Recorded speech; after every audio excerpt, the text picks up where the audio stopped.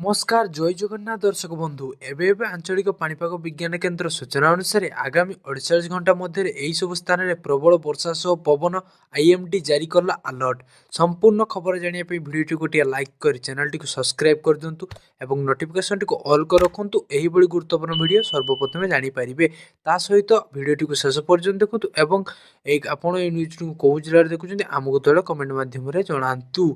चलत दर्शक बंधु खबर पर नजर पकाइबा। चलित शीत ऋतु में सृष्टि हेउची लघुचाप दक्षिण पूर्व बंगोपसागर संलग्न विषुवरेखा निकटस्थ पूर्व भारत महासागर अंचल सृष्टि होइतिबा लघुचाप क्षेत्र आहुरी घनीभूत होइची। आज सकाळ 5:30 रे समान अंचल एक स्पष्ट चिन्हित लघुचाप क्षेत्र में परिणत होइची। आगामी 48 घंटा मध्य आ पश्चिम उत्तर पश्चिम दिग गति करी दक्षिण पश्चिम बंगोपसागर संलग्न विषुवरेखा निकटस्थ पूर्व भारत महासागर आड़क गति कर संभावना रही।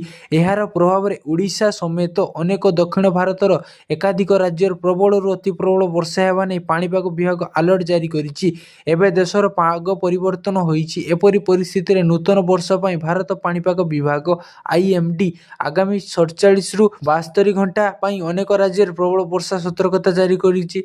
पाणीपाग विभाग अनुसार आसंता 10 रु उपकूल समेत अभ्यंतरण ओडिशा को भिजाइब वर्षा बंगोपसागर सृष्ट घूर्णिबलय वेलो मार्क प्रेसर परिणत होइछि। यार प्रभाव में आसंता 10 तारिख बेलू उपकूल ओडिशा स्वल्परू मध्यम धरण वर्षा संभावना रही। पश्चिम वायु प्रभाव में उत्तर अभ्यंतरण ओडिशा जेपरिक सुंदरगढ़ झारसुगुड़ा बरगढ़ बलांगीर संबलपुर वर्षा सह कुआपथर पड़िबार संभावना रही।